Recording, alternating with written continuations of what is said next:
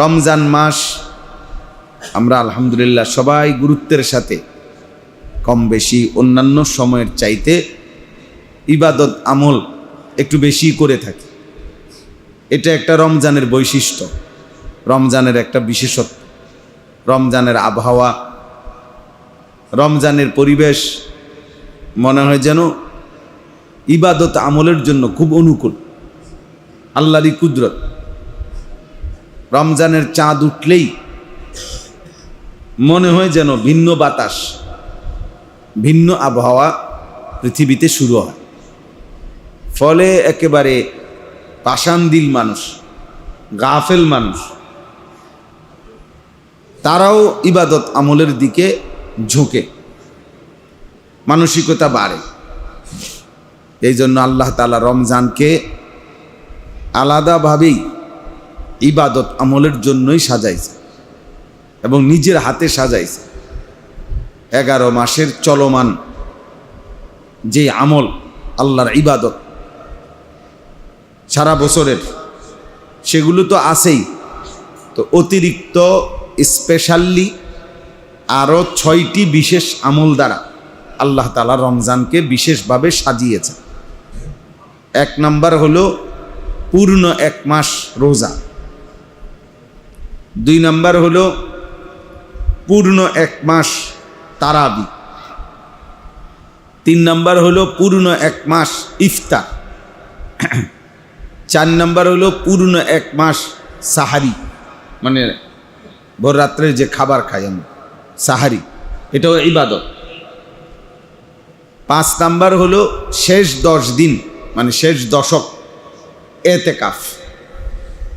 6 number হলো শেষ দশকের বেজর রাত্রিগুলোতে শবে কদরের তালাশ, শবে কদরের আশায় ইবাদত। এই কয়টা হইল? এই 6টা। এই 6টা নতুন আমল। গত 11 মাসে যে ইবাদত, 5 ওয়াক্ত নামাজ, জুমার নামাজ, তাহাজ্জুদ নামাজ, মাগরিবের পরে আওয়াবিন নামাজ, সকালবেলার এশরাকের নামাজ, এরপরে গত 11 মাসের জিকির, কোরআনুল কারীমের তেলাওয়াত, দান, সাদাকা, আল্লাহর রাস্তায় খরচ করা, যাবতীয় গুনাহ থেকে বাঁচা, এগুলো তো আপন জায়গায় বহাল আছে। মানে এগুলোর হুকুম তো কি যেমনে আছে, এটা আছেই, এখনো আছে। আর অতিরিক্ত এই 6টি আমল দিয়ে আল্লাহ তাআলা ইবাদত এর মাধ্যমে রমজানকে সাজাইছে। তাহলে এর দ্বারা এই কথাই স্পষ্ট, আল্লাহ তাআলা বান্দার কাছে রমজান মাসে প্রত্যেকটা বান্দার কাছে আল্লাহর চাওয়া যে তার জীবনে যেন গত 11 মাসের চাইতে রুটিন, তার জীবনের রুটিনটা ভিন্ন হয়। অর্থাৎ গত 11 মাস ঘর সংসার, বাজার, ব্যবসা, চাকরি, উপার্জন, আমার জীবনের চলাফেরা, কাজকর্ম যেমন ছিল, আমার যেন রমজান মাস আসলে বোঝা যায় যে আমি একটু ভিন্ন প্রস্তুতি নিছি। অর্থাৎ রমজান উপলক্ষে আমি আমার দুনিয়াবি ব্যস্ততা কমাই দিলাম, আখিরাতের ব্যস্ততা বাড়াইলাম। আগের চাইতে আমি বেশি কোরআন তেলাওয়াত করব, আগের চাইতে বেশি জিকির করব, আগের চাইতে বেশি দোয়া করব, আগের চাইতে আগে আগে মসজিদে আসব, নামাজ পড়ব, ইবাদত করব। আল্লাহর ইবাদতের মধ্যে গুনাহমুক্ত থাকার মধ্যে জীবনটা কাটাবো। এটা আল্লাহ তাআলা বান্দার কাছে চায় এবং আমাদের জন্য এটা উচিত। হাদিসের মধ্যে আছে, আম্মা জান আয়েশা রাদিয়াল্লাহু তাআলা আনহা, নবীজির স্ত্রী, তিনি বলছেন, রাসূলুল্লাহ সাল্লাল্লাহু আলাইহি ওয়াসাল্লাম, কানা রাসূলুল্লাহ সাল্লাল্লাহু আলাইহি ওয়াসাল্লাম ইয়াজতাহিদু ফিল আশরিল আওয়াখির মিন রমাদান মা লা ইয়াজতাহিদু ফি গায়রি। রমজানের শেষ দশক এত বেশি পরিমাণ মেহনত নবী করতেন যা তিনি সারা বছর করতেন না। তাহলে সারা বছর নবীজি ইবাদত আমলের জন্য যতটা মেহনত করতেন রমজানের শেষ দশক তার চাইতে বেশি দ্বিগুণ অনেক বেশি পরিমাণ মেহনত করতেন। এক কথায় মানে সব কিছুর ক্ষেত্রে, ইবাদত, নামাজ, জিকির, তেলাওয়াত, রোজা, তারাবি, সব কিছুর ক্ষেত্রে আল্লাহ নবী সাল্লাল্লাহু আলাইহি ওয়াসাল্লাম ইবাদত আমলের মাত্রা বাড়াইতেন, প্রচণ্ডভাবে বাড়াইতেন। রমজানের চাঁদ উঠবার সময় হইলে হযরত সালমান ফারসি রাদিয়াল্লাহু তাআলা আনহু থেকে বর্ণিত, নবীজি সাল্লাল্লাহু আলাইহি ওয়াসাল্লাম রমজানের একদম শুরু লগ্নে যখন চাঁদ উঠবে, শাবান মাসের শেষ দিন, লম্বা সাহাবাদের সামনে রমজানের গুরুত্বের উপরে খুতবা দিতেন, বয়ান করতেন, নসিহত করতেন এবং বলতেন, সর্বপ্রথম যে শব্দটা বলতেন নবী, যে তোমাদের মাথার উপরে কাদ আযাল্লাকুম শাহরুন আযীম, একটা মহান মাস, শ্রেষ্ঠতম মাস তোমাদের মাথার উপরে ছায়া বিস্তার করছে, অর্থাৎ আগমন করছে। এই এক কথাই বলছেন, শাহরুন আযীম। নবীজি বলছেন যে তোমাদের সামনে আসতেছে, আগমন করতেছে একটি শ্রেষ্ঠতম সুমহান মাস, শাহরুন আযীম। শাহরুন আযীম কোরআনুল কারীমের মধ্যে নির্দিষ্ট কিছু জিনিসের ক্ষেত্রে আল্লাহ আযীম শব্দ ব্যবহার করছেন। যেমন কোরআন, এটার ব্যাপারে আল্লাহ বলছেন যে কোরআনুন আযীম। আমাদের নবীজি সাল্লাল্লাহু আলাইহি সাল্লামের জীবন, এইটার ব্যাপারে আল্লাহ তাআলা বলছেন ওয়া ইন্নাকা লাআলা খুলুকিন আযীম। আপনার জীবন, আপনার আখলাক, আপনার জিন্দেগি সর্বশ্রেষ্ঠ, কোরআন সর্বশ্রেষ্ঠ, আল্লাহ নিজে সর্বশ্রেষ্ঠ। ওহুয়াল আলিয়্যুল আযীম, আল্লাহ নিজে আযীম। সুবহানা রাব্বিয়াল আযীম, এই যে আমরা বলি, আল্লাহকে বলি। তাইলে আরবি ভাষায় অনেকগুলো শব্দ দিয়ে বড়, মহান, শ্রেষ্ঠ বুঝায়, তন্মধ্যে সবচেয়ে বেশি পূর্ণাঙ্গ বুঝায় এলে এই শব্দটা দিয়ে, আযীম। আযীমের চাইতে বড় কিছু নাই। তাহলে আল্লাহ তাআলা কোরআনকে যেমন বলছেন আযীম, নিজেকে বলছেন আযীম, ঠিক আল্লাহ নবী সাল্লাল্লাহু আলাইহি ওয়াসাল্লাম এই রমজান মাসকেও বলছেন আযীম। কাদ আযাল্লাকুম শাহরুন আযীম, রমজান সর্বশ্রেষ্ঠ মাস, আযীমুশ শান মাস। আমরা বলি অনেক সময় এই শব্দটা, আযীমুশ শান মাহফিল, মানে অনেক মর্যাদাবান মাহফিল। তো রমজান মাসও আযীমুশ শান মাস, অনেক বেশি মর্যাদাবান মাস। এই জন্য প্রথম কথা এটা মনে রাখতে হবে, রমজানকে আল্লাহ তাআলা স্পেশালি সাজাইছেন, অতিরিক্ত ইবাদত দিয়ে সাজাইছেন। রমজান মাসকে নবীজি সাল্লাল্লাহু আলাইহি ওয়াসাল্লাম সর্বশ্রেষ্ঠ মাস হিসাবে উল্লেখ করেছেন।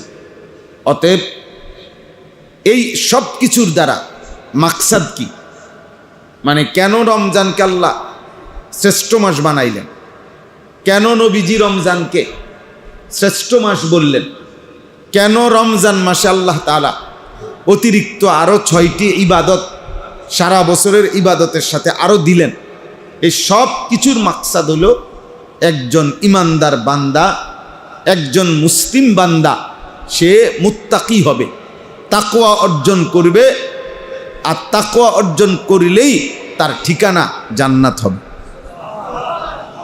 মূলত আল্লাহ তাআলা আমাদের কাছ থেকে এটা চেয়েছে। একজন মানুষের জান্নাতে যাওয়ার জন্য 2টা জিনিস জরুরি, বাধ্যতামূলক। 1 নাম্বার হলো ঈমান, 2 নাম্বার হলো তাকওয়া। এই 2 জিনিস বুঝায়া না দিলে জান্নাতে যাওয়া যাবে না। জান্নাতে যাওয়ার জন্য এই 2 জিনিস লাজেম। কি কি বলেন? 1 নাম্বার হলো ঈমান, 2 নাম্বার হলো তাকওয়া। এই 2 জিনিস লাজেম। ঈমান এবং তাকওয়া, এই 2 জিনিসের বিনিময়ে জান্নাত, এই 2 জিনিসের বিনিময়েই জান্নাত। ঈমান কি? ঈমান আপনারা বুঝেন। ঈমান হলো লা ইলাহা ইল্লাল্লাহু মুহাম্মাদুর রাসূলুল্লাহ সাল্লাল্লাহু আলাইহি ওয়াসাল্লাম। এই কালেমাটা 1 নম্বর দিলের মধ্যে শতভাগ বিশ্বাস করা, 2 নম্বর জবানে উচ্চারণ করা, 3 নম্বর এই কালেমা আমার কাছে যা চায় সারা দেহ দিয়ে তা বাস্তবায়ন করা। 3টা একসাথে করা, এটা ঈমান। দিলের মধ্যে তাসদীক বিশ্বাস করা, জবানে উচ্চারণ করা, অঙ্গ প্রত্যঙ্গ দিয়ে আমলের মাধ্যমে ঈমানের দাবি পূরণ করা। লা ইলাহা ইল্লাল্লাহ, মনে করেন এ কথার অর্থ হলো যে আল্লাহ ছাড়া আর কোনো ইলাহ নাই, আল্লাহ ছাড়া আর কোনো ক্ষেত্রে চাওয়া পাওয়া, নিজের প্রাপ্তি, নিজের বন্দিগি, নিজের ইবাদত, নিজের মাথা ঝুঁকানো, নিজের গোলামি, নিজের দাসত্ব, সকল কিছুই আল্লাহর জন্য। তো এক্ষেত্রে আমার অঙ্গ প্রত্যঙ্গ দিয়ে খেয়াল করতে হবে ঈমানে ক্ষতিগ্রস্ত হয়, আল্লাহর প্রতি একত্ববাদ ক্ষতিগ্রস্ত হয়, এরকম কিছু করা যাবে না। তাইলে আমার ঈমান ক্ষতিগ্রস্ত হলো, পূর্ণাঙ্গ হলো। এই জন্য আমরা সবসময় এটা বলি যে আপনার সেজদা এটা শুধুই আল্লাহর জন্য, শুধুই আল্লাহর জন্য।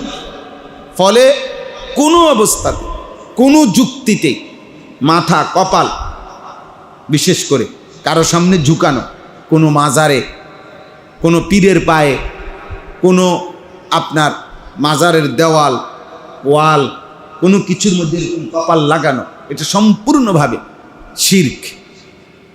এই ব্যক্তির নিশ্চিত ঈমান ক্ষতিগ্রস্ত, এতে কোনো সন্দেহ নেই। বুঝছেন না? ঈমান জান্নাতে যাওয়ার জন্য বিশুদ্ধ রাখা জরুরি। লা ইলাহা ইল্লাল্লাহ উচ্চারণ করা শুধু এই বাক্য এতটুকু না, এটার 3টা কথা।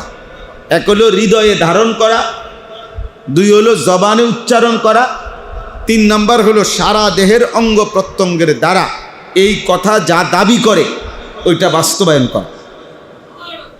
এই 3টা মিললে হয় ঈমান। ঈমান আল্লাহর উপরে সকল অবস্থাতে, আমার দুনিয়ায় সুখ দুঃখ আনন্দ বেদনা, আমার চাওয়া পাওয়া পেরেশানি অস্থিরতা, আস্থা রাখতে হবে শুধু আল্লাহর উপর। কার উপরে? আল্লাহ। শুধুই আল্লাহর উপর বিশ্বাস করতে হবে যে আমার সব প্রয়োজন পূরণ করে আল্লাহ। হাজত রাওয়া, মুশকিল কুশা সব আল্লাহ। আমার প্রয়োজন পূরণকারী কে?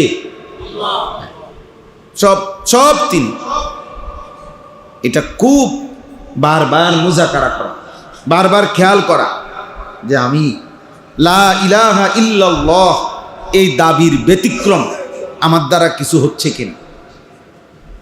তাইলে কিন্তু মুশকিল। এক মানুষ যদি ওমান ইউশরিক বিল্লাহ ফাকান্নামা খাররা মিনাস সামা, আল্লাহ তাআলা বলছে যে আল্লাহর সাথে শিরিক করবে তাকে যেন আসমান থেকে ছুঁড়ে ফেলে দেওয়া হয়, মানে মাথা তুইলা যেন আছাড় দিস। তো তাকে ঠিক শিরিক করলো 1 সেকেন্ডের মধ্যে, ও যেন আল্লাহ তাআলার কাছ থেকে 1 মিনিটে যেন 7 আসমান থেকে তাকে মাটিতে ছুঁড়ে মারছে। যা, আমাকে যেহেতু বাদ দিলা, যা। এই জন্য হাদিসের মধ্যে আছে আল্লাহ তাআলা কিয়ামতের দিন ওই সমস্ত বান্দা যারা শিরিক করছে তাদেরকে বলবে যে আজকে তোমরা যাদের জন্য করেছিলে, তোমরা আজকে তাদের কাছ থেকে তোমাদের বিনিময় বুঝে নাও, বুঝে নাও। খুঁজে দেখো তারা এখানে আছে হাসরের মাঠে, যে যাকে ভরসা করছিলা, পাথর হোক, মূর্তি হোক, ব্যক্তি হোক, যাকে যে নির্ভর করছিলা, যার উপরে, তার থেকে তোমরা বিনিময় নাও, তার থেকে খুঁজে নাও। ফানজুরু হাল ইনদাহুম জাযা, দেখো গিয়ে তাদের কাছ থেকে কোনো বিনিময় পাও কিনা। দেখো তো কোনো বিনিময় পাবে? কোরআনুল কারীমের মধ্যে আছে, আল্লাহ তাআলা বলবেন কিয়ামতের দিন, উহশুরুল্লাযীনা যালামু ওয়া আজওয়াজাহুম ওয়া মা কানু ইয়াবুদুন মিন দুনিল্লাহ ফাহদুহুম ইলা সিরাতিল জাহিম। নাউযুবিল্লাহ। আল্লাহ তাআলা কিয়ামতের দিন ফেরেশতাদেরকে বলবেন, প্রত্যেক পাপীকে আরো দুইজন সহ একত্র করো। এক, পাপীকে। দুই, এই পাপ কাজে তার সঙ্গী যে ছিল সেই সঙ্গীকে। তিন, এই পাপ কাজ করতে গিয়ে সে যার উপরে নির্ভর করেছে তাকে। এই তিনজনকে একসাথ করো, পাপীর সঙ্গী এবং সে যার উপরে ভরসা করে নির্ভর করে আমি আল্লাহকে বাদ দিয়ে শিরিক করেছে, গুনাহ করেছে, পাপ করেছে, তাকে একসাথ করো। করে এই তিনজনকে একত্রে জাহান্নামের রাস্তা দেখায়,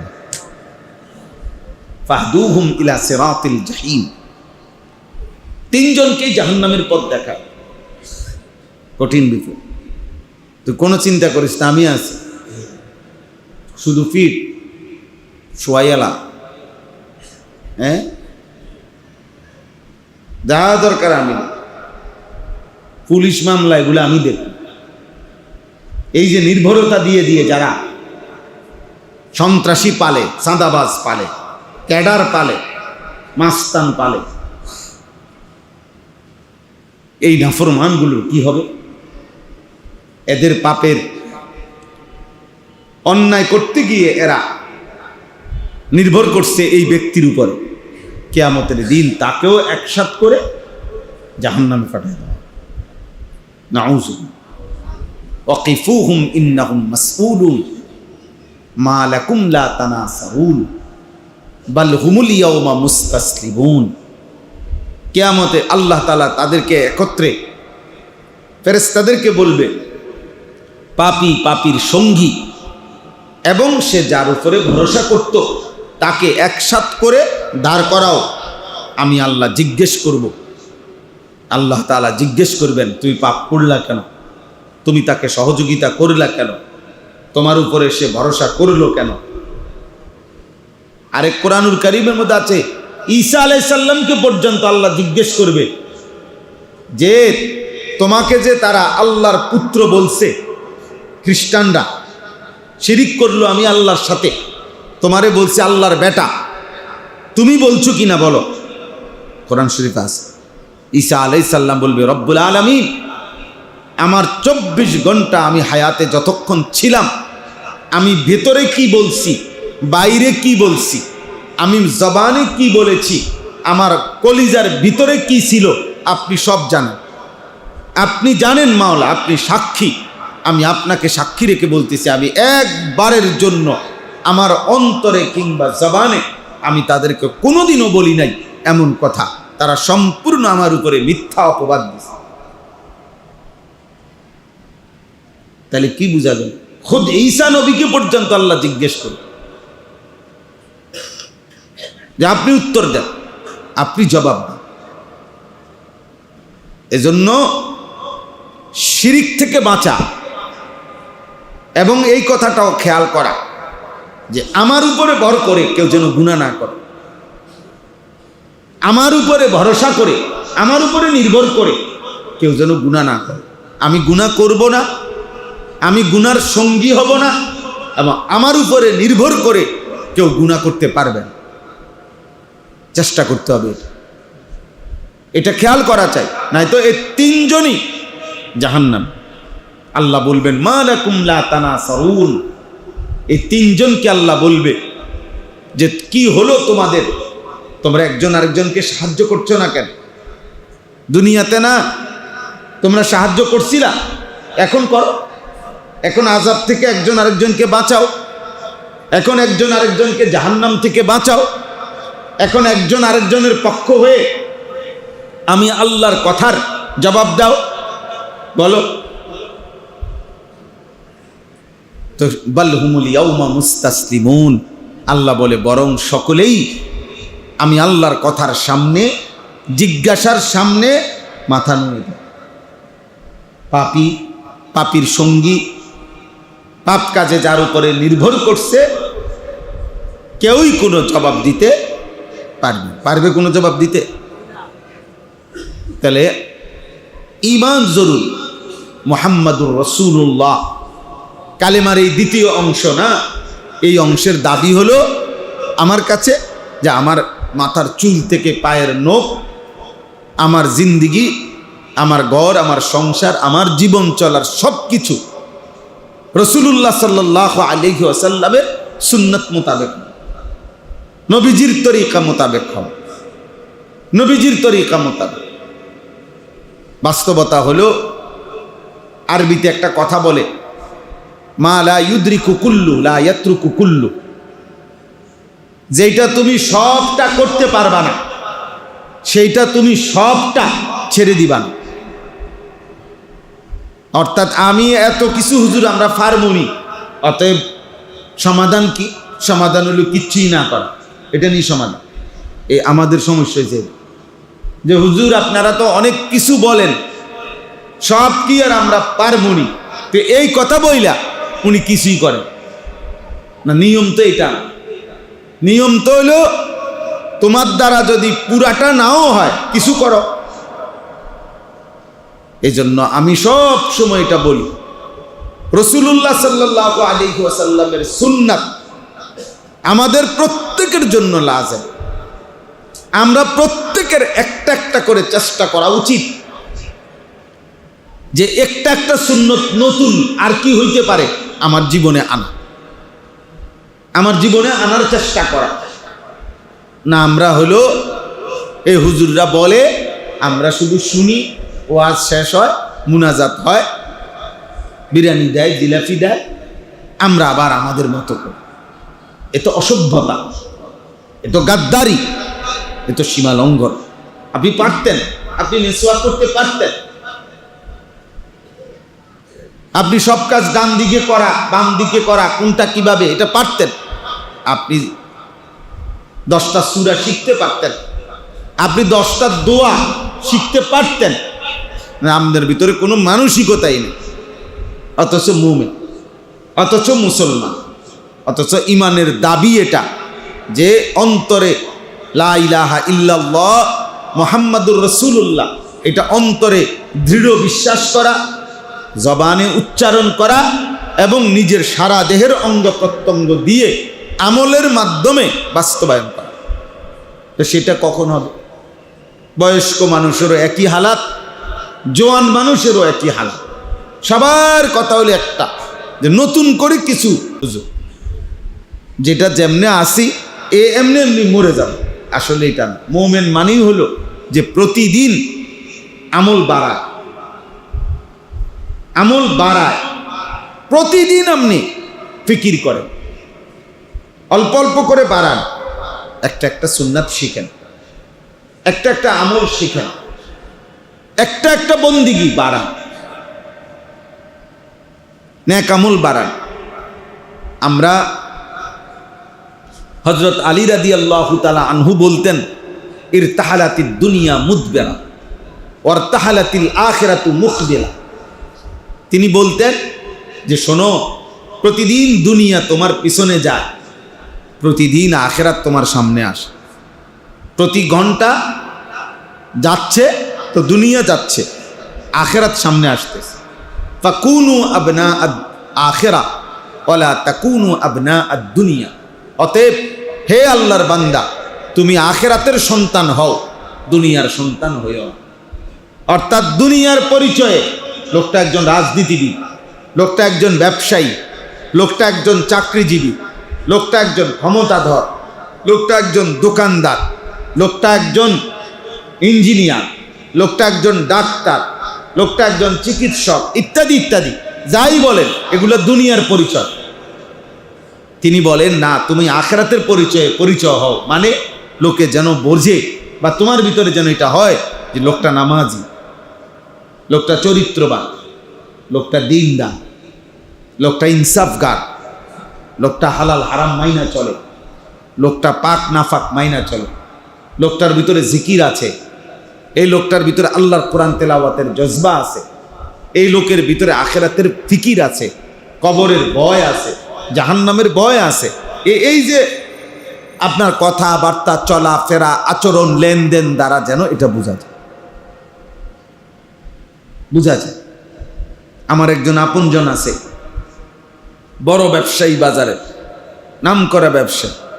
উনি বলছেন যে গত 27 বছরে আমি এই ব্যবসা করতে গিয়ে কোটি কোটি টাকার ব্যবসা, কিন্তু 27 বছরের ভিতরে কোনোদিন কোনো ওয়াক্ত নামাজ জামাত মিস হয়েছে উনি বলেন যে আমার মনে হয় না,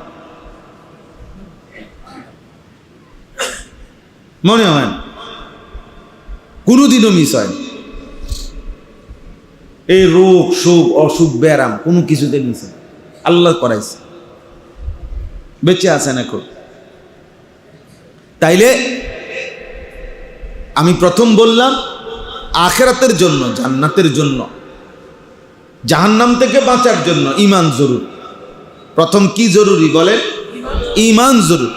ঈমানের দুইটা অংশ, একটা হলো লা ইলাহা ইল্লাল্লাহ, আরেকটা হলো মুহাম্মাদুর রাসূলুল্লাহ। লা ইলাহা ইল্লাল্লাহর দাবি কি? লা ইলাহা ইল্লাল্লাহর দাবি হলো জীবনের সব ব্যাপারে আল্লাহকে মানা, আল্লাহর উপরেই নির্ভর করা, আল্লাহর দিকেই ফিরে যাওয়া, আল্লাহর কথাই মনে পড়া, আল্লাহর কথাই মনে করা। সুখ হোক, দুঃখ হোক, আনন্দ হোক, বেদনা হোক, চাওয়া পাওয়া প্রত্যাশা সব আল্লাহর কাছে, আল্লাহর কাছে। আল্লাহই আল্লাহ, তিনি ছাড়া আর কেউ নেই। সুখের বেলায়ও আর কেউ নেই, দুঃখের বেলায়ও কি নাই, দিলেও আল্লাহ ছাড়া কেউ নাই, না দিলেও আল্লাহ ছাড়া কেউ নেই, আল্লাহই। আর 2 নাম্বার হলো মুহাম্মাদুর রাসূলুল্লাহ, মানে জীবনের মধ্যে প্রিয় নবী সাল্লাল্লাহু আলাইহি সাল্লামের সুন্নাত তরিকা একটা একটা করে গ্রহণ করা, আমাদের জীবনের মধ্যে আনা। জি, তো এটা দরকার আমাদের। তাহলে আমরা 1 নম্বরে হলো ঈমান আমাদের জরুরি। আমরা চেষ্টা করব আমার ঈমানের মধ্যে যেন কোনো শিরিক না হয়, আমার ঈমানের মধ্যে যেন কোনো খেলাফে সুন্নাত না হয়। প্রতিনিয়ত দেখেন চেষ্টা করা উচিত। আমি সব সময় বলে গেছি আপনাদের এখানে, আমি 10 বছর ছিলাম, 10 বছর আমি চিৎকার করে গেছি মুসল্লিদেরকে। কাজেই মনে রাখেন, হাসরের ময়দানে কোনো নয়ছয় করবেন, কবরে গিয়া কোনো রকম লুকোচুরি করবেন যে শুনি নাই, বুঝি নাই, জানি নাই, এটা বলতে পারতেন। আমরা ওলামায়ে কেরাম আপনাদের কাছে বিস্তারিত বারবার বলেছি যে কোনোভাবে যেন ঈমানের মধ্যে শিরিক না হয় এবং রাসূলুল্লাহ সাল্লাল্লাহু আলাইহি সাল্লামের সুন্নতের খেলাফ জীবন যেন না হয়। আপনারা যদি কদর কোনোভাবেই না করেন সেটা আপনাদের বিষয়। আমরা বলছি আপনাদের, আজও বললাম যে আপনাদের প্রত্যেকের দায়িত্ব চুল, চেহারা, লেবাস, পোশাক, চলাফেরা, পেশাব পায়খানা, ঘুম, আহার, নিদ্রা, বাজার, সংসার, উপার্জন, প্রত্যেক ক্ষেত্রে নবীজির সুন্নত আছে, নবীজির তরিকা আছে। এটা কি জেনে নেওয়া এবং ওই অনুপাতে একটু একটু করে হলেও নিজের জীবনে বাস্তবায়নের চেষ্টা করা। রাসূলুল্লাহ সাল্লাল্লাহু আলাইহি ওয়াসাল্লাম বলছেন, সুন্নাত মোতাবেক একটি আমল অসংখ্য অগণিত বিদআত মন গড়া নিজের থেকে চালু করা তার চাইতে 1000 কোটি গুণ বিদআত চালু করার চাইতে উত্তম সুন্নাত মোতাবেক একটা আমল। একেবারে বাম পাও দিয়া মসজিদে বাথরুমে প্রবেশ করা, এটা সুন্নত। এইটার দাম সুন্নতের ব্যতিক্রম, লক্ষ কোটি আপনার মেহনত, যেটা সুন্নত না, নবীজির তরিকার সাথে মিলে না, এইটার চাইতে এটার দাম বেশি। এই বাম পাও দিয়া বাথরুমে ঢুকে এটার দাম বেশি, কারণ এটা সুন্নাত, এটা সুন্নাত। নামাজের সালাম ফিরাইয়া 5 ওয়াক্ত ফরজ নামাজের সালাম ফিরিয়ে 3 বার আস্তাগফিরুল্লাহ এটা পড়া, আস্তাগফিরুল্লাহ আস্তাগফিরুল্লাহ আস্তাগফিরুল্লাহ, এই 3 বার বলা, এই সময় এইটার দাম ওই কাবা শরীফের ইমাম লক্ষ বছর দোয়া মুনাজাত করার চাইতে বেশি। কারণ এটা হলো উনার দোয়া, আর এটা নবীজির সুন্নাত, এটা নবীজির সুন্নাত, এটার দাম বেশি। আপনার হুজুর ইমাম সাহেব, আপনার খতিব সাহেবের বাংলা মুনাজাত একটা সুর দিয়া মনে করে হোতাই এলাক, আপনি বুঝেন নাই, আপনার একটা কান দাইয়া বাসাইয়া লাইছে, মনে করে কান দেখাইতে একটা খালে নামাই দিছে আপনার। কিন্তু এই সব কিছুর চাইতে আপনার এই দাম বেশি, 3 বার ইস্তিগফার করা। কেন? এটা কে পড়ছেন? নবীজি সাল্লাল্লাহু আলাইহি ওয়াসাল্লাম। জানাজার নামাজে 3 নম্বর তাকবীর দিয়া মাইয়িতের জন্য যে দোয়াটা পড়ে, আল্লাহুম্মা গফির লি হাইয়িনা ওয়া মাইয়িতিনা, এই দোয়া এটার দাম খোদার কসম ওই জানাজার সালাম ফিরাইয়া সারা বিশ্বের যত পীর বুজুর্গ ওলি খতিব ইমাম একত্র কইরা আমনের বাপের লাগে মুনাজাত দেওয়ার চাইতে 100 কোটি গুণ বেশি দাম এই নামাজের মধ্যে দোয়া এটা পড়ে। 1 কোটি গুণ বেশি দাম, 1 কোটি গুণ বেশি দাম, 100 কোটি গুণ বেশি দাম। পৃথিবীর সমস্ত পীর বুজুর্গ বাইটটা আমনের বাপের কবরে দিয়া দিলেও তার চাইতে দাম বেশি। কারণ এটা রাসূলুল্লাহ সাল্লাল্লাহু আলাইহি সাল্লাম কি করছেন? কথা বলেন না। আল্লাহুম্মা গফির লি হাইয়িনা ওয়া মাইয়িতিনা ওয়া শাহিদিনা ওয়া গায়িবিনা ওয়া সগীরিনা ওয়া কাবীরিনা ওয়া যাকারিনা ওয়া উনসানা, আল্লাহুম্মা মান আহইয়াইতাহু মিন্না ফাআহইহি আলাল ইসলাম ওয়া মান তাওয়াফাইতাহু মিন্না ফাতাওয়াফাহু আলাল ঈমান। এটা কে পড়ছেন? নবীজি সাল্লাল্লাহু আলাইহি সাল্লাম। এটার দাম বেশি। আপনি এটা পারেন, আপনি এটা শিখেনও না, আপনার কোনো মানসিকতাই নাই। হুজুর মুনাজাত দেন, হুজুর মুনাজাত দেন, হুজুরি মুনাজাত দেন, ব্যস্ত কেবল এটা নিয়ে ঝগড়া করে, এটা নিয়ে কাজ্জা করে, এটা নিয়ে দলাদলি করে, ফতুয়া দেয়। আশ্চর্য কথা, রাসূলুল্লাহ সাল্লাল্লাহু আলাইহি সাল্লাম এটা পড়ছেন, আপনি এটা পড়েন? এটা পড়েন। যারা মক্কা মদিনায় আপনার প্রত্যেক ওয়াক্ত নামাজের পরে জানাজা হয়, মসজিদে হারামে, মসজিদে নববীতে, নাকি প্রতি ওয়াক্তের পর ওই ওনারা জানাজার এই 3য় তাকবীর দিয়া যে দোয়াটা পড়ে, এরা অনেক লম্বা দোয়া পড়ে। আমরা এখন যেটা পড়লাম এটা ছাড়াও আরো দোয়া আছে নবীজি পড়ছেন, সেগুলোও পড়ে, কিন্তু সেটা নামাজে পড়ে। এবং রাসূলুল্লাহ সাল্লাল্লাহু আলাইহি সাল্লামের জবানের দোয়া, আল্লাহুম্মা গফিরহুম ওয়ারহামহুম ওয়া ওয়াসি' মুদখালাহুম ওয়া আকরিম নুজুলাহুম ওয়াগসিলহুম বিমাইস সালজ কামা ইউনাক্কা আত-থাওবুল আবয়াদু মিনাদ দানাস। এরকম আরো দোয়া পড়ে। এজন্য সুন্নাতের দাম বেশি। মূল কথা হলো আমি এটা বুঝাইতে চাই, সুন্নাতের কি বেশি দাম, সুন্নাতের মর্যাদা বেশি, সুন্নাতের গুরুত্ব বেশি। আল্লাহ তাআলা আমাদেরকে আমলের তৌফিক দান করে। ঈমানের পরে একজন বান্দার এই দ্বিতীয় জান্নাতে যাওয়ার জন্য যেটা জরুরি সেটা হলো তাকওয়া। সেটা হলো কি বলেন? তাকওয়া। তাকওয়া। এই জন্য কোরআনুল কারীমের মধ্যে আল্লাহ তাআলা বারবার মুমিনকে, একটা কথা বুঝবেন, কোরআনুল কারীমে আল্লাহ তাআলা শরীয়তের বিধান বিস্তারিত বলছেন, কিছু আদেশ করছেন, কিছু নিষেধ করছেন। এই তো 2 রকম, কিছু হলো আল্লাহর আদেশ করো, কিছু হলো ছাড়ো। এটাই শরীয়ত, এটাই ইবাদত, এটাই আমল, এটাই আমলে সালেহ, এটাই নেক আমল। মানে কি? কিছু করতে হবে, কিছু কি করতে হবে? ছাড়তে হবে। এই 2টা মিললে যেটা হয় এটারে কয় তাকওয়া। যা করার তা করলে যা ছাড়ার তা ছাড়লে এ যা হয় অর্জন হয় যেটা, এটারে কয় তাকওয়া। এই লোককেই বলে মুত্তাকি, এই লোকেই জান্নাত। সহজ বাংলা, সহজ কথা। আল্লাহ তাআলা পুরা কোরআনুল কারীমের মধ্যে এই কথাটা সংক্ষেপেও বলছেন, বিস্তারিতও বলছেন। সংক্ষেপে বলছেন ইত্তাকুল্লাহ, তাকওয়া অবলম্বন করো, ইত্তাকুল্লাহ। এটার মধ্যেই ওই সবটা অন্তর্ভুক্ত।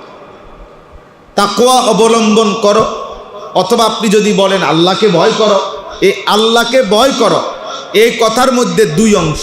এক, যা পালন করার তা পালন করো, যা ছেড়ে দেওয়ার তা কি ছেড়ে দাও। এটাই পুরা কোরআনে আছে। কোথাও বলছে আকিমুস সালাহ, নামাজ আদায় করো। আবার কোথাও বলছে হুররিমাত আলাইকুমুল মাইতা ওয়াদ-দাম ওয়া লাহমাল খিনজির, তোমাদের জন্য মৃত জিনিস হারাম করা হলো, রক্ত হারাম করা হইল, শুকরের গোশত হারাম করা হইল। তে এটা নিষেধ করি। ওয়ালা তাকরাবুজ জিনা, বেবিচারের কাছেও যেও না, এই যে নিষেধ করা হলো। ওয়ালা তাকরাবুল ফাওয়াহিশা, অশ্লীলতা বেহায়াপনার কাছেও যেও না। হ্যাঁ, এভাবে ওয়ালা তাকরাবু মাল আল ইয়াতীম, ইয়াতীমের মালের কাছেও যেও না, মানে ইয়াতীমের মাল বক্ষণ করো না, খেয়ানত করো না। এইভাবে কিছু নিষেধ, কিছু কি আদেশ। এই আদেশগুলো পালন করা, নিষেধগুলো বর্জন করা, এটার নামই আমল, এটার নামই ইবাদত, এটার নামই শরীয়ত, এটার নামই ইসলাম, এটার নামই দ্বীন, এটার নামই নেক আমল, এইটার নামই তাকওয়া, এর নামই মুত্তাকি, এর ঠিকানাই জান্নাত। আর আল্লাহ তাআলা এটা আমাদের কাছে চায় যে বান্দা আগে ঈমান ঠিক করো, ঈমান ঠিক করার পর এবার জীবনভর মৃত্যু পর্যন্ত তোমার দায়িত্ব হলো তাকওয়া। তাকওয়া, একজন ঈমানদার ঈমান আনার পর মৃত্যু পর্যন্ত তার দায়িত্ব কি বলেন? তাকওয়া। বলেন, সবাই বলে তাকওয়া।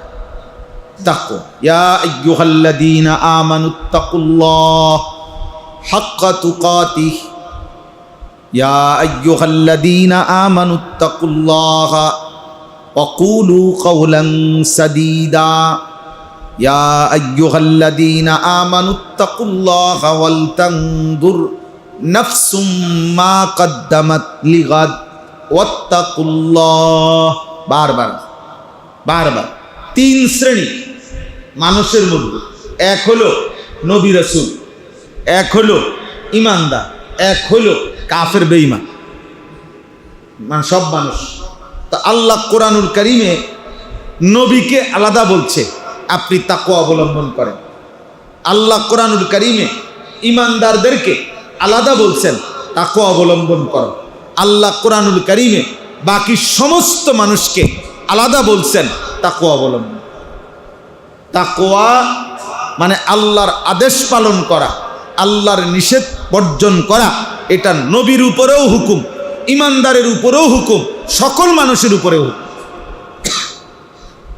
ইয়া আইয়ুহান নাবিয়্যুত্তাকিল্লাহ, এই যে কোরআন শরীফের আয়াত, হে নবী আপনি আল্লাহকে ভয় করেন। ইত্তাকিল্লাহ, তাকওয়া অবলম্বন করেন, নবীজিকে বলছেন। আবার আল্লাহ বলছেন ইয়া আইয়ুহাল্লাযীনা আমানুত্তাকুল্লাহ, হে ঈমানদারগণ ইত্তাকুল্লাহ, আল্লাহকে ভয় করো। আবার আল্লাহ বলছেন ইয়া আইয়ুহান নাসুত্তাকু রাব্বাকুম, হে লোক সকল, হে মানব মণ্ডলী, হে মানুষ, তোমরা আল্লাহকে ভয় করো। তাহলে বাস্তবতা এটাই, আমরা আসলেই স্বাধীন না, আমরা স্বাধীন না, হতেই পারি না। আমরা আল্লাহর অধীন, আমরা আল্লাহর অধীন। পৃথিবীর প্রত্যেকটা মানুষ আল্লাহ তাআলার অধীন, এই কায়নাত আল্লাহ তাআলার অধীন। এই সৃষ্টি জগতের প্রত্যেকটা নড়া চড়া এক বিন্দু বিসর্গ আল্লাহ তাআলার অধীন, আল্লাহ তাআলার অধীন। অতএব সৃষ্টিকর্তাকে না চিনা আল্লাহকে চিনে না, সৃষ্টিকর্তাকে চিনে না, বানানেওয়ালাকে চিনে না, রিজিক দাতাকে চেনে না, অনুগ্রহকারীকে চেনে না, লালন পালনকারীকে চেনে না, তার আনুগত্য করে না, অথবা এটা বোঝে না, এতে কোনো মানুষের, এই মূলত কোনো মানুষের। এই জন্য যে বাবা যে মা তার সন্তানকে তার পরিবারকে আল্লাহ চিনাইতে পারে নাই, মালিক চিনাইতে পারে নাই, আল্লাহর সাথে সম্পৃক্ত করতে পারে নাই, ও মূলত তার পরিবারের কোনো হক আদায় করে। তো এটা জরুরি আমাদের, আমরা যদি আমাদের সন্তানকে দিন না চিনি, আল্লাহ না চিনাই, আখিরাত না চিনি, পরে মানুষই বানাইতে পারি। কারণ আল্লাহ তাআলা নবীকে বলছেন ইত্তাকিল্লাহ, আল্লাহকে ভয় করে। আল্লাহ ইমানদারদেরকে বলছেন আল্লাহকে ভয় করে। আল্লাহ মানুষকে বলছেন আল্লাহকে ভয় করো। তাইলে প্রত্যেকের কাছে দাবি আল্লাহ, প্রতিটা সৃষ্টি মানুষের কাছে আল্লাহর চাওয়া আল্লাহকে ভয় করো, আল্লাহকে চিনো। আল্লাহকে চিনে না, এটা মানুষ কেমন? এটা মানুষ কেমন বলে? আজকের পৃথিবীতে যত কাফের বেঈমান এই অহংকার করতেছে, জুলুম করতেছে, মুসলমানদের উপরে অত্যাচার করছে, এই মুহূর্তে মুসলমান টিকে থাকবে, ইসলাম টিকে থাকবে, এটা নিশ্চিত। ঠিক কোন দিন সেটা মালিকের ফয়সালা, সেটা আল্লাহর ফয়সালা। হ্যাঁ, অতএব এটা কারো শাহাদাত, কারো মৃত্যু, কোটি কোটি মুসলমানের রক্তও যদি যায়, বিজয় মুসলমান এবং এদের ধ্বংসই নিশ্চিত। এতে কোনো সন্দেহ, এতে কোনো সন্দেহ। এই জন্য কোনোভাবেই কাফের বেঈমানদের ক্ষণিকের আস্ফালন, অহংকার, বড়াই, ক্ষমতা এবং তাদের এই দাপট দেখে একজন মানুষ যদি আল্লাহ ভুলে যায়, আখিরাত ভুলে যায়, ইবাদত ভুলে যায়, এটা সম্পূর্ণভাবে নিঃসন্দেহে বোকামি ছাড়া আর কিছু।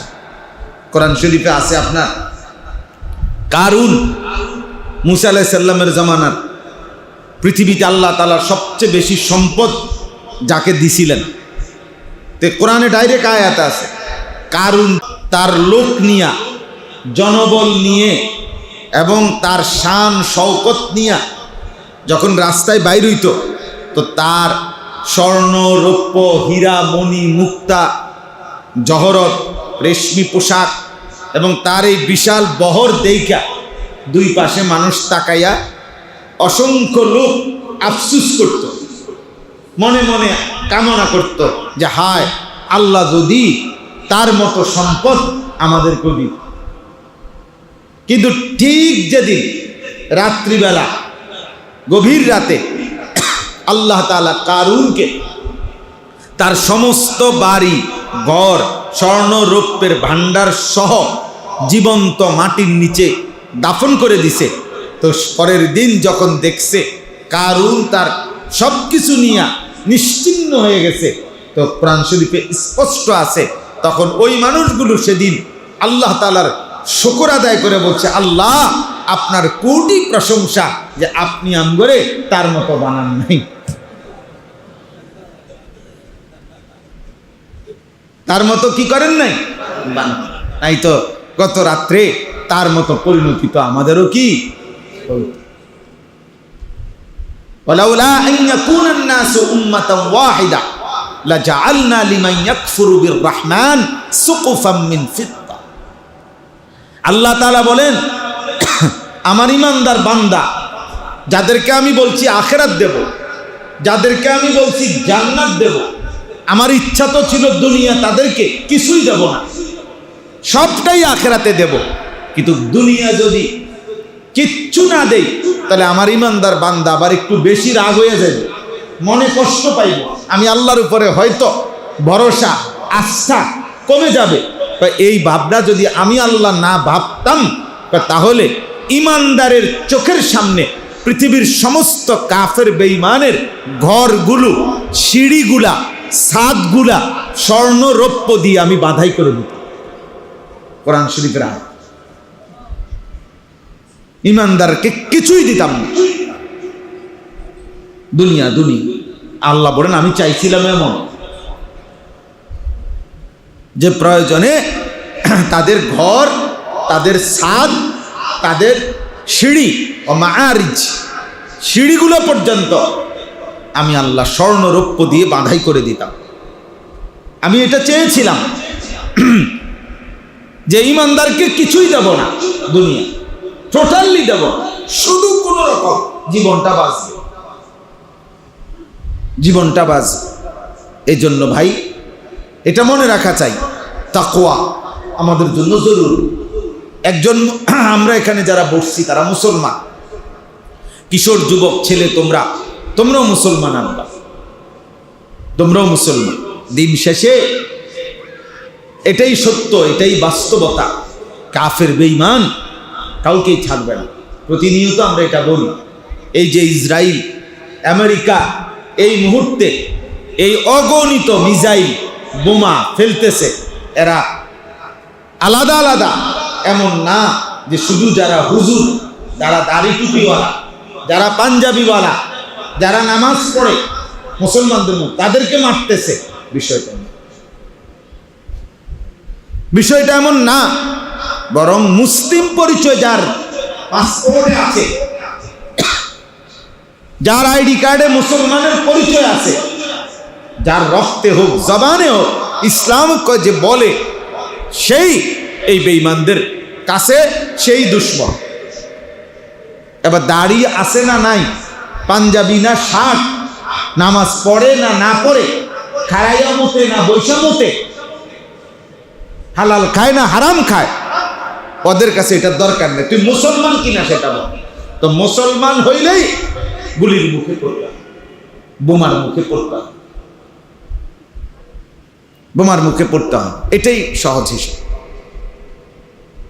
আমরা যেদিন আসছি রবিবার দিন, ওই দিনেই ফ্লাইট সব বন্ধ হয়ে গেছে। আমরাও এয়ারপোর্টে আসছি, খুব শুনতেছি যে দমাদম ফ্লাইট সব বন্ধ হয়ে যাইতেছে, বিমান চলবে না। আল্লাহর মেহেরবানি, সৌদি এয়ারলাইন্স, আমার ফ্লাইট ছিল রাত্রের 2:30টায়, উমরার থেকে আসতেছিল এই রবিবার দিন। তো আমাদের বোর্ডিং হয়েছে, আমাদেরকে মাল বুকিং নিছে, ইমিগ্রেশনও করাইছে, বাকি ইমিগ্রেশন এবং বোর্ডিং করাইছে প্রায় 8 ঘন্টা। তখনও আরো বিমানের টাইমে 8 ঘন্টা বাকি। তো আমরা ভাবছি যদিও এগুলো করাইছে আর কি, বাকি বিমান হয়তো ছাড়বে না।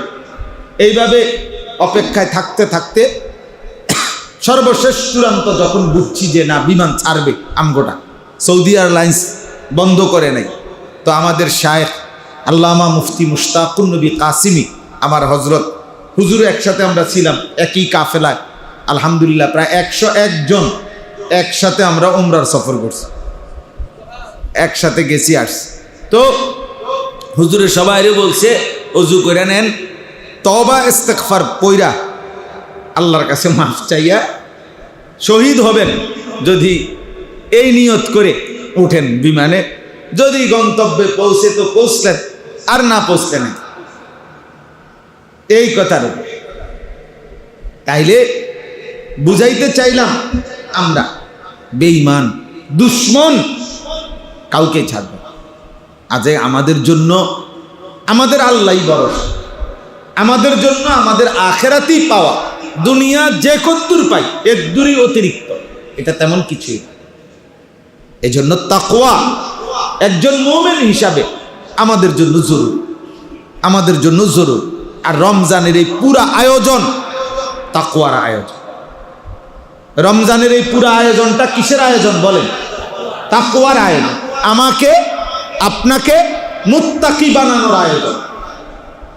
আমাকে আপনাকে গুনাহ থেকে বাঁচাইবার, জাহান্নাম থেকে বাঁচাইবার জন্য মালিক যেন দয়া করে নিজে এই আলাদা আয়োজনটা সাজাইছেন। আল্লাহ বলছে, বান্দা এই একটা মাস রমজান, পুরা মাস রোজা রাখবা, পিছনের গুনাহ মাফ, তারাবি পড়বা, পিছনের গুনাহ মাফ, ইফতার করবা, দোয়া কবুল হবে, সাহারি খাইবা, বরকত পাবে, শেষ দশক এতেকাফ করবা, বরকত পাইবা। শেষ দশকের বেজর রাত্রিতে সবে কদরের তালাশে দোয়া কান্নাকাটি করবা, আমি আল্লাহ কোটি কোটি বান্দা জাহান্নাম থেকে মুক্ত করে জান্নাত দিয়ে দেব। যদি দিল থেকে সত্যিকার অর্থে বাস্তবিক অর্থে রমজানকে যদি কদর করে কেউ কাঁদতে থাকে, দোয়া করতে থাকে, চেষ্টা করতে থাকে, তাহলে প্রথম রমজানে মাফ করা শুরু হয়। আশা করা যায় রমজান শেষ হইতে হইতে আর তেমন কেউ বাকি থাকবে না, সব জান্নাতি হয়ে যাবে, সব জান্নাতি হয়ে যাবে। কিন্তু শর্ত হলো দিন চাই, শর্ত হলো আমার মানসিকতা লাগবে, আমার ভিতরে এই ফিকির লাগবে, আমার ভিতরে এই অনুভূতি থাকতে হবে যে আমি রমজানে আছি। এখন রমজান, এখন গুনাহ থেকে মাফ পাওয়ার মাস, এখন কিছু অর্জন করার মাস।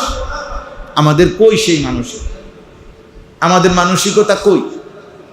এই জন্য ভাই এটা দরকার, দয়া করে জায়গায় জায়গায়, আজকেও দেখছি আপনার জায়গায় জায়গায় মার্কেটগুলোতে ব্যাপক আয়োজন, লাইটিং। আমি সকালবেলা কুমিল্লা ক্যান্টনমেন্ট তরকারি কিনতে গেছি, গুমতি টাওয়ারে, ওইখানে দেখছি বিশাল লাইটিং ডিজাইন ডেকোরেটর করে আপনার চলতেছে। সকালবেলায়, সকাল 10টা 10:30 না বাজতেই মহিলাদের ভিড় আর ভিড়।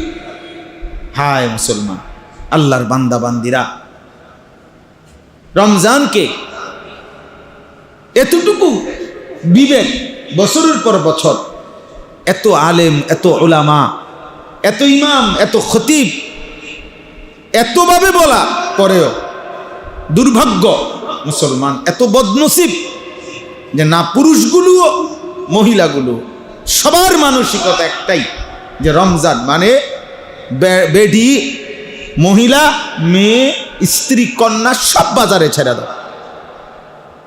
আহা, এই অসভ্যতা, এই অসভ্যতা, এর চাইতে বড় অসভ্যতার কি হইতে? এটা মনে রাখবেন, এই যেই পুরুষগুলো নিজেদের স্ত্রী কন্যাদেরকে এইভাবে বাজারে ছেড়ে দিছেন, খোদার কসম এত বড় রমজান, রহমত মাগফিরাতের এই মাস, নাজাতের এই মাসকে আপনি বৃদ্ধাঙ্গুলি দেখাইছেন। তো ইনশাআল্লাহ মনে রাখেন, আশা করা যায় হাসরের ময়দানে স্বামী স্ত্রী বাপ জি সবগুলার একসাথে টাঙ্গাইয়া ফিরবো, মনে রাখ, একসাথে টাঙ্গাইয়া ফিরবে। মনে রাখ, তুই নাফরমান স্বামী, তোমার জীবিত থাকাকালীন তোমার স্ত্রী বাজারে বাজারে রমজান মাসে ঘুরছে, তুমি কি করছো? তুমি বাপ তুমি কি করছো? হ্যাঁ, একটা আমরা মস্কারি বানায় নিছি, এক জোড়া জুতা, একটা 3 পিস, একটা সামান্য গহনা, সামান্য একটু কেনাকাটা, এর জন্য এত বড় রমজান আমরা বিসর্জন দিয়ে দেব। আল্লাহ আমাদেরকে বুঝ দান করেন, আল্লাহ আমাদেরকে বিবেক দান করেন আমার ভাই। অতএব আমার কথার মূল অংশ এটা যে রমজানে এ কথা বুঝাইতে চাই যে আমাদের জীবনের দুইটা অংশ, একটা হলো ঈমান, একটা হলো তাকওয়া। বলেন, ঈমান এবং তাকওয়া। তাকওয়া এই দুই জিনিস অর্জন করিলে আমাদের ঠিকানা কোথায়? জান্নাত।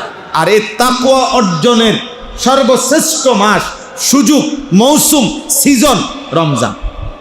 রমজান, রমজানের রোজা, রমজানের তারাবি, রমজানের ইফতার, রমজানের সাহারি, রমজানের এতেকাফ, রমজানের শবে কদর, এই 6টা সবগুলোর মাধ্যমে, সবগুলো পূর্ণতার মাধ্যমে আপনার রমজান দামি হবে, আপনার তাকওয়া অর্জন হবে, আপনি জান্নাতের মেহমান হবেন ইনশাআল্লাহ। এজন্য একটা জিনিস মনে রাখবেন, রোজা আলহামদুলিল্লাহ সবাই পালন করে মোটামুটি, তারাবি আলহামদুলিল্লাহ অধিকাংশ মুসলমান পালন করে, আদায় করে, ইফতার আদায় করে, সাহারি আদায় করে, শবে কদরের আশায় বেজর রাত্রিতে কাঁদে, দোয়া কান্নাকাটি করে।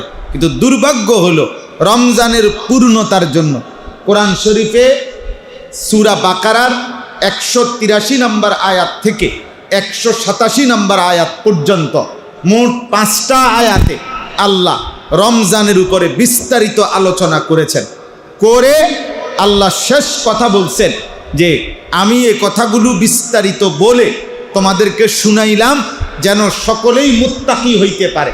তো এই বিস্তারিত আল্লাহ বলছেন। আর সর্বশেষ যেই মাসআলা, যেই আমলের কথা আল্লাহ রমজান উপলক্ষে কোরআনে শেষ যেটা বলছেন সেটা হলো ইতিকাফ। ওয়ালা তুবাশিরুহুন্না ওয়া আনতুম আকিফুনা ফিল মাসাজিদ। আল্লাহ তাআলা বলছে, বান্দা রমজান মাসের রাত্রিবেলা স্বামী স্ত্রীর মিলামেশা আমি আল্লাহ অনুমতি দিলাম, তবে শেষ দশক যখন ইতিকাফের টাইম হবে তুমি ইতিকাফে চলে আসবা, তখন সেটাও নিষিদ্ধ করে দিলাম। অর্থাৎ শেষের 10 দিন তোমায় আমি আল্লাহ তোমাকে যেন একান্তই আমার ঘরে আমার কাছে চাইছি, তুমি আসো আমার কাছে থাকো। 10 দিনের মাথায় ঈদের চাঁদ উঠলে ধুয়ে মুছে পাক সাফ করে মুত্তাকি বানায়া জান্নাতি বানায়া। এই জন্য এই একটা আমল বছরের পর বছর আমাদের ছুটে যায়, তাহলে আপনার পূর্ণ হইল কই? হযরত আয়েশা রাদিয়াল্লাহু তাআলা আনহা বলছেন, নবীজি সাল্লাল্লাহু আলাইহি সাল্লাম মৃত্যু পর্যন্ত কোনো দিন, যেদিন থেকে রমজান, যেদিন থেকে ইতিকাফ, সেই বছর থেকে নিয়ে ইন্তেকাল পর্যন্ত আল্লাহর নবী সাল্লাল্লাহু আলাইহি সাল্লাম কোনো বছর রমজানের শেষ দশকের ইতিকাফ ছাড়েন নাই। হাত্তা তাওয়াফাহুল্লাহ, বুখারীর আবার মৃত্যু পর্যন্ত।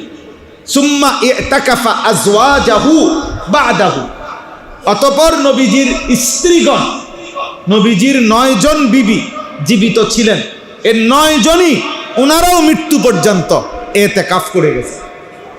নবীর বিবিগণ পর্যন্ত কোনোদিন ইতিকাফ ছাড়েন, সাহাবায়ে কেরাম ইতিকাফ ছাড়ে নাই। নবীজি সাল্লাল্লাহু আলাইহি সাল্লাম মাত্র 10 বছরে, কথাটা বুঝেন, মদিনায় থাকাকালীন 10 বছর, তো এর মধ্যে 9 বছর পূর্ণ আর 10ম বছর তিনি ইন্তেকাল করছেন। এর 9 বছরে মোট 57টি যুদ্ধ পরিচালনা করেছেন। কয়টা যুদ্ধ? নবীজি নিজে 27টা যুদ্ধে 9 বছরে সশরীরে অংশগ্রহণ করেছেন। কিন্তু এই 57টা যুদ্ধে একটা যুদ্ধ 9 বছরে শেষ দশকে হয় না। রমজানের শেষ দশকে কোনো যুদ্ধ করে না। 17 রমজান যুদ্ধ হয়েছে, বদরের যুদ্ধ। মক্কা বিজয় করতে নবী রমজান মাসে, কিন্তু শেষ দশকের ইতিকাফ, শেষ দশক একটা যুদ্ধ নেই ইসলামের ইতিহাসে। তিনি যথাযথ গুরুত্ব দিয়ে ইতিকাফ করেন। এজন্য আমার শায়েখের এটা কথা, আল্লামা মুফতি মুশতাকুন নবী সাহেব, ইমাম সাহেব, খতিব সাহেব, মুয়াজ্জিন সাহেব, খাদেম সাহেব, প্রত্যেকের জন্য ইতিকাফ করা উচিত। খতিব সাহেব বছরের পর বছর বলবেন আপনার সময় হবে কোন দিন। ইমাম সাহেব বছরের পর বছর বলবেন আপনার সময় হবে কোন দিন। আপনি আখিরাতে যাবেন না? আপনি রাসূলুল্লাহ সাল্লাল্লাহু আলাইহি সাল্লামের চাইতে বেশি ব্যস্ত? আপনি নবীজির সাহাবাদের চাইতে বেশি ব্যস্ত?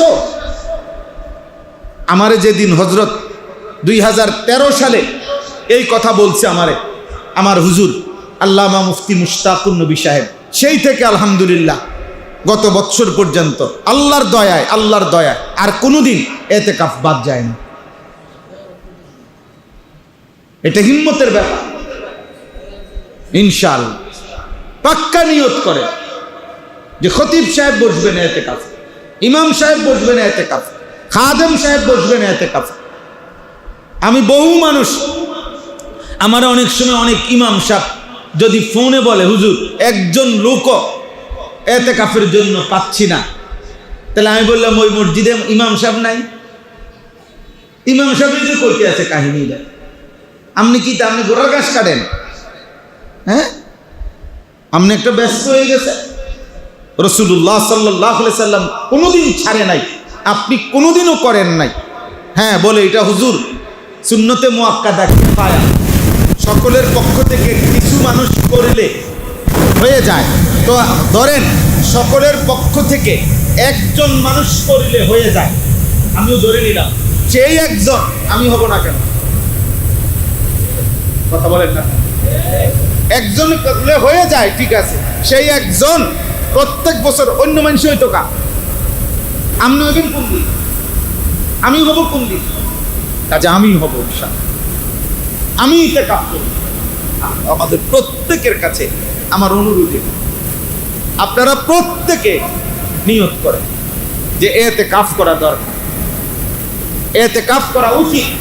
আল্লাহ রাসূল সাল্লাল্লাহু আলাইহি সাল্লাম বলেছেন, গোটা মহল্লাবাসী যত নেক আমল করে সমস্ত নেক আমলের সওয়াব ইতিকাফকারী মসজিদে ঘুমায় ঘুমায় হবে।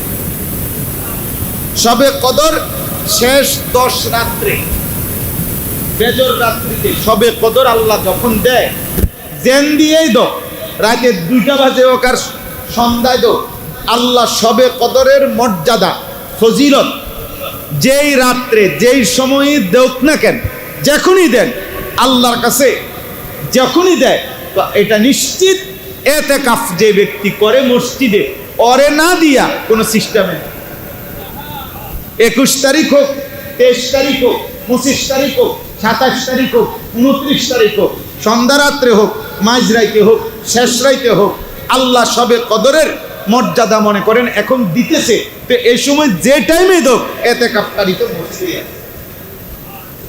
আল্লাহ বল কাছে সেজন্য বলে, বান্দা আমারে না দিয়া আপনি যাইবেন কই? আল্লাহ বলবে, আমি বলছি যে তোমারে দিতাম না, তোমারে দিয়ে দান। আল্লাহ আমাদেরকে তৌফিক দান করে, এটা দরকার আব্বা, এটা দরকার। জওয়ান ছেলেরা ইতিকাফে বসা উচিত, মাঝবয়সীরা ইতিকাফে বসা উচিত। আল্লাহ আমাদেরকে তৌফিক দান করে। আমি তো মাস্টারকে বলছি কালকে রাত্রেও, অনেকক্ষণ ধমকাধমকি করছি, বলছি যে আলহামদুলিল্লাহ এখানে ইতিকাফ করে। আমি বলছি না, এইবার আমার দাবি হলো আমার সাথে আমার শায়েখ আল্লামা মুফতি মুশতাকুন নবী কাসেমি হুজুরের যেই মাদ্রাসা সুধন্যপুর, সেখানে ইতিকাফ করার জন্য বলছি যে আপনি আমার সাথে ইতিকাফ করেন। আমরা আলহামদুলিল্লাহ কমপক্ষে 1100 থেকে 1200 লোক একসাথে ইতিকাফ করি। গত বছরও প্রায় 1100 সাথে ইতিকাফ করছি, এক মসজিদে মিয়া, এক মসজিদে, বুঝছেন, এক মসজিদে আলহামদুলিল্লাহ। হ্যাঁ, কমপক্ষে 50 জন মানুষ এমন আছে যারা কাইন্দা বলছে, আমার হুজুর একটা সিটের ব্যবস্থা করে দেন। নাই, কোনো সিট নাই, সিঁড়ির তলে দিয়ে যে একটু জায়গা আছে ওইখানেও 4-5 জন মানুষ থাকে, ওই সিঁড়ির তলে দিয়ে একটু জায়গা থাকে না, ওইটার মধ্যেও মানুষ থাকে। 5 তলা মসজিদ, ভরপুর মসজিদ, এতে আলহামদুলিল্লাহ। আপনাদের দাওয়াত রইল, একদিন গিয়ে দেখে আসবে। আল্লাহ তাআলা আমাদেরকে তৌফিক দান করেন। অতএব আজকে শেষ কথা এটা, আমাদের এই মাদ্রাসা, আমি 10টা বছর এই মসজিদে থাকাকালীন বারবার এই মাদ্রাসার খোঁজ খবর আমি নিছিলাম, চেষ্টা হয়েছে, বিভিন্ন পারিপার্শ্বিকতা ছিল, প্রতিকূলতা ছিল, অনেকবারই উদ্যোগ নিয়ে এই মাদ্রাসাটা সুন্দরভাবে চালু করা যায় নাই। আলহামদুলিল্লাহ আজকে আইসা এটা অনেক খুশি লাগলো যে ছেলেদেরকে দেখলাম, হাফেজ সাহেবকে দেখলাম, মাদ্রাসাটা চালু হয়েছে। বলেন আলহামদুলিল্লাহ, বলেন আলহামদুলিল্লাহ। দেখেন একটা কথা মনে রাখবেন, শুধু আল্লাহর কোরআন যেখানেই তেলাওয়াত হয় ওই জায়গা, ওই পরিবেশ, ওই মহল্লা নিশ্চিত দামি হয়ে যায়। আমার শায়েখ আল্লামা মুফতি মুশতাকুন নবী সাহেব হুজুর সবসময় বলে, মাদ্রাসা কোরআনের ঘর যেখানে, সেটা হলো গোটা মহল্লাবাসীর জন্য পাওয়ার হাউস। পাওয়ার হাউস মানে কি? অর্থাৎ বিদ্যুতের স্টেশন, যেখান থেকে সর্বত্র বিদ্যুৎ সরবরাহ হয়। মাদ্রাসা থাকলে ওই মাদ্রাসার থেকে আপনাদের ঘরে ঘরে আল্লাহর কোরআন, আল্লাহর দিন শরীয়ত আখিরাতের কথা সরবরাহ হয়। আজকে আমরা মনে করেন আপনাদের কাছে কিছু কথা বলছি এখন, তো এটা আমরা মাদ্রাসায় কোনো না কোনো মাদ্রাসায় পড়ছি, তো ওই মাদ্রাসার বরকতে পড়ছি। আমরা মাদ্রাসায় পড়াকালীন কত মানুষ টাকা দিছে, দান করছে, জাকাত দিছে, সাদকাতুল ফিতর দিছে, হাদিয়া দিছে, ইট বালু সিমেন্টের মধ্যে অংশগ্রহণ করছে। আমার 12 বৎসর আমি যেখানে যেখানে পড়ছি, তো ওই সব মাদ্রাসায় হাজারো মানুষের সহযোগিতা ছিল কিনা বলেন? তো মনে রাখবেন, নিঃসন্দেহে আমার এই বলার দ্বারা, আমার কোনো আমলের দ্বারা যদি কোনো সওয়াব হয়, তো ওনারা সকলেই ওনাদের আমল নামায় সে সওয়াব পাইতে থাকে। কারণ আমার এই বেড়ে ওঠার পিছনে ওনাদের অবদান আছে। আমার হুজুর আল্লামা মুফতি মুশতাকুন নবী সাহেব হুজুর বলে অনেক সময় দোয়ার মধ্যে, আমি অনেক শুনছি যে আল্লাহ, আমার শরীরের রক্তের একটা একটা ফোঁটার মধ্যে যত মানুষের দান আছে, যত মানুষের সহযোগিতা আছে, ভালোবাসা আছে, আল্লাহ আপনি সকলকে উত্তম বিনিময় দান করেন। এই জন্য মাদ্রাসায় দান করা, সহযোগিতা করা, এটা অনেক বড় নেকি, অনেক বড় নেকি, অনেক বড় নেকি, অনেক বড় নেকি। আপনাদের কাছে আমার আবদার, 1 নাম্বার, যে আপনারা আপনাদের এই মাদ্রাসাটা সবাই আলহামদুলিল্লাহ এই মাসেও রমজান উপলক্ষে আপনারা যে দান করেন, সাদাকা করেন, জাকাতের টাকা দেন, তো এর মধ্য থেকে একটা অংশ অবশ্যই এই মাদ্রাসার মধ্যে দেবেন। বলেন ইনশাআল্লাহ, সবাই বলেন ইনশাআল্লাহ, সবাই বলেন ইনশাআল্লাহ। যার উপরে জাকাত নাই আপনি দান করবেন, নফল দান করবেন, রমজান মাসে দান করবেন। আপনি 1000 টাকা দিবেন, 500 টাকা দিবেন, 10,000 টাকা দিবেন, 5,000 টাকা দিবেন, আল্লাহ এতে বরকত দান করবেন ইনশাআল্লাহ। আর আমি ইনশাআল্লাহ দোয়াও করি, দোয়া করব যেন এই বাচ্চাগুলোকে সাথে নিয়ে হাফেজ সাহেব আপনিও মেহনত করবেন। আল্লাহর কোরআন যেখানেই মেহনত করেন সেখানেই নেকি হবে, সেখানেই সওয়াব হবে। এই দুনিয়ায় কেউ মূল্যায়ন করুক বা না করুক, আমি তো একটু আগেই বললাম, আল্লাহ বলছে বান্দা ইমানদারকে তো আমি চাইছিলাম দুনিয়া টোটালি না দিতে, শুধু বেশি কষ্ট হইল দেখা একটু দিছি, না রে টোটালি না দিতাম চাইছিলাম। আল্লাহ আমাদেরকে আখেরাতে দেবে ইনশাআল্লাহ। তাই ইনশাআল্লাহ তোমরা তালেবে ইলম, তোমরাও আল্লাহ চাহে তো পড়বা ভালোভাবে, ঠিক আছে ইনশাআল্লাহ। তোমরা দাঁড়াইয়া সালাম দাও সবাই, যাও দাঁড়াও আব্বা দাঁড়াও, ওদিকে ফিরো, ওদিকে মুসল্লিদের দিকে ফিরো, সালাম দাও। মাশাআল্লাহ মাশাআল্লাহ, আল্লাহ কবুল করেন। বসো আব্বা, বসো বসো।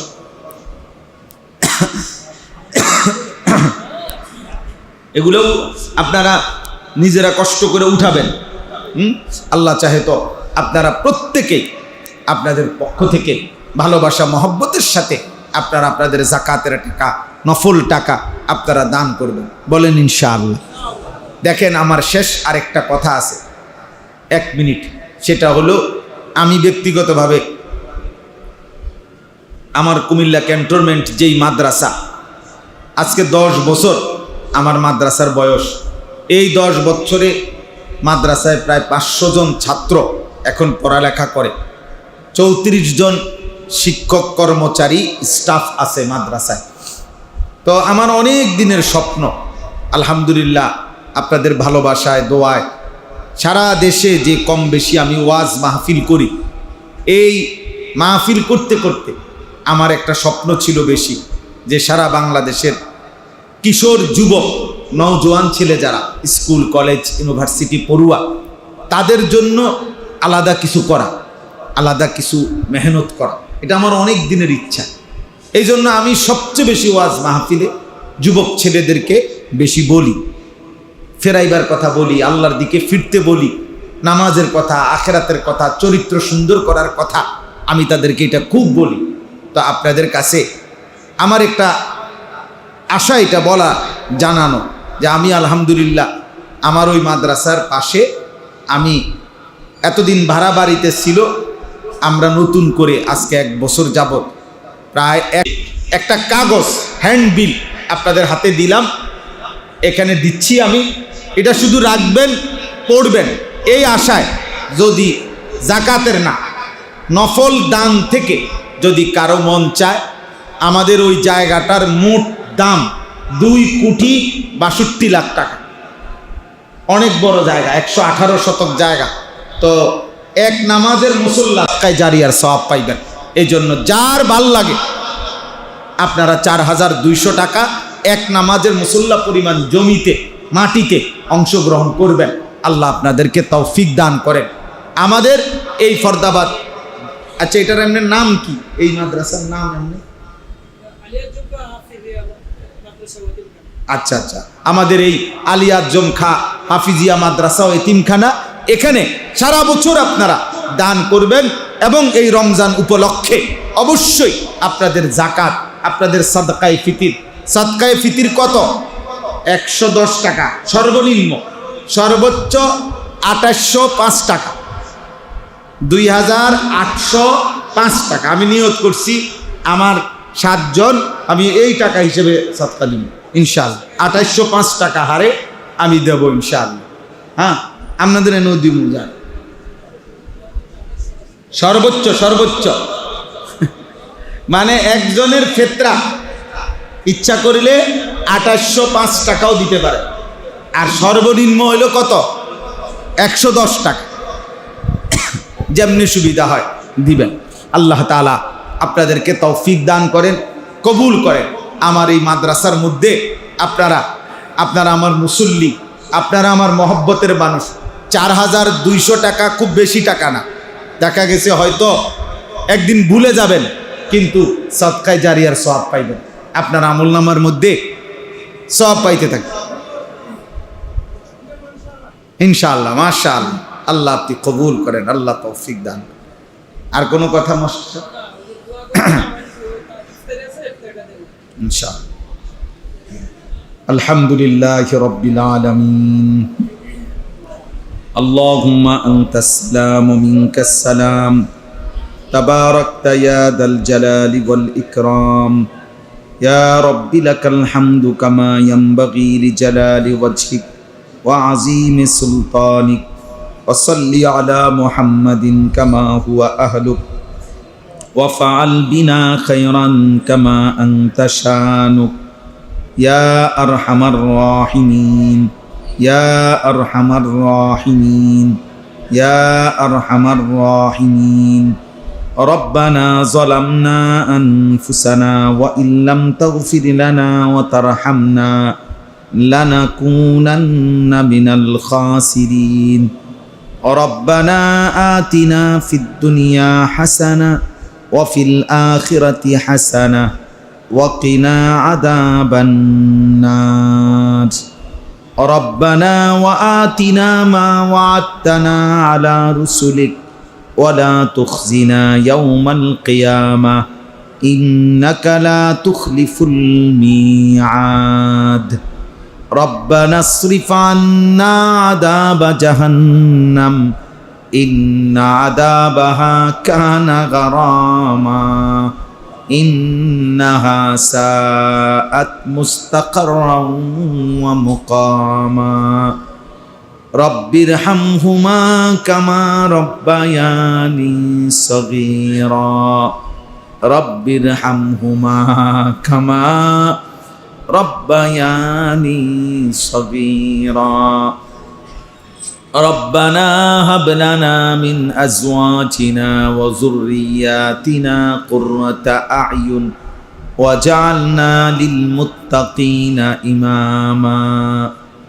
رب اجعلني مقيم الصلاة ومن ذريتي ربنا وتقبل دعاء. ربنا اغفر لي ولوالدي وللمؤمنين يوم يقوم الحساب. اللهم إنا نسألك العفو والعافية في الدنيا والآخرة. اللهم إنا نعوذ بك من عذاب النار. اللهم إنا نسألك رضاك والجنة ونعوذ بك من غضبك ومن النار. মাওলায়ে করিম, আপনি মাফ করে দেন, মেহেরবান মাওলা আপনি মাফ করে দেন। আল্লাহ মাহে রমজান কোটি কোটি বান্দাকে তো মাফ করবেন। আল্লাহ আমরা কয়েকজন আমাদেরকেও মাফ করে দেন। আপনার ঘরেই বসেছি মাওলা, আপনার কালাম থেকেই 2-4 কথা শুনেছি মাওলা।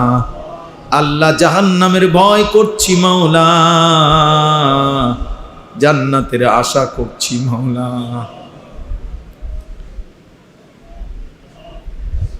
মাগফিরাতের এই দশকে মাওলা মাফ করে দেন, মাফ করে দেন, মাফ করে দেন, মাফ করে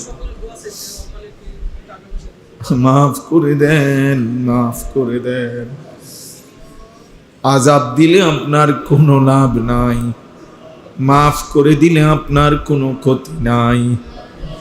মাফ করলে আপনার ভান্ডারে কমবে না, মাফ না পেলে আমাদের উপায় থাকবে না। রমজান পর্যন্ত আপনি তো হায়াত দিয়েছেন, রমজান আপনি তো নসিব করেছেন মাওলা। আজ মাফ করে দেন, মাফ করে দেন। এমন রমজান পেয়েও যদি মাফ না পাই, আইলে মাফ মিলবে আর কোন দিন মাওলা। আল্লাহ আপনি দয়া করেন, আপনি দয়া করেন। আপনি রহমান, আপনি রাহিম, আপনি গফফার, আপনি গফুর, আপনি আরহামুর রাহিমিন। মাফ করে দেন, মাফ করে দেন। মাকে মাফ করে দেন, বাবাকে মাফ করে দেন, দাদা দাদি নানা নানিকে মাফ করে দেন, আত্মীয় স্বজন বংশধরকে মাফ করে দেন, বিবি বাচ্চাদেরকে মাফ করে দেন, ছেলে মেয়েদেরকে মাফ করে দেন, ভাই বোনদেরকে মাফ করে দেন, দোস্ত বন্ধুদেরকে মাফ করে দেন, সমস্ত কবরবাসীদেরকে মাফ করে দেন। কিয়ামত পর্যন্ত কবরের আযাব মাফ করে দেন। রমজান মাসে যেভাবে কবরের আযাব বন্ধ, এই কবরের আযাব আর উঠাইয়েন না মাওলা, আর দিয়েন না মাওলা। আল্লাহ মসজিদের পাশে এই গোরস্থানে আল্লাহ কত কবরবাসী মাওলা, তাদের স্বজনরাই আজকে হাত তুলেছে। আল্লাহ সকলকে মাফ করে দেন, আল্লাহ সকলকেই মাফ করে দেন, দেন মাওলা, মাফ করে দেন। আল্লাহ কতজন কতভাবে দোয়া চেয়েছে, আল্লাহ যে যেভাবে দোয়া চেয়েছে আল্লাহ প্রত্যেকের নেক মাকসাদ আপনি পূরণ করে দেন। আল্লাহ আজকের এই আয়োজন যারা করেছে, যারা যত সহযোগিতা, ভালোবাসা, পরামর্শ, দান, টাকা পয়সা, সহযোগিতা সব কিছু কবুল করে নেন। এর বিনিময়ে খানদান বংশধরকে মাফ করে দেন, অভাব দূর করে দেন, ঋণ মুক্ত করে দেন, অসুস্থ বিমারি যারা শিফা করে দেন, কামাই রুজিতে হালাল বরকত দান করেন। আল্লাহ রমজানকে কদর করবার তৌফিক দান করেন। এতেকাফ আপনি নসিব করিয়েন, সবে কদর আপনি নসিব করিয়েন। আল্লাহ আপনি দয়া করেন, আপনি মেহেরবানি করেন।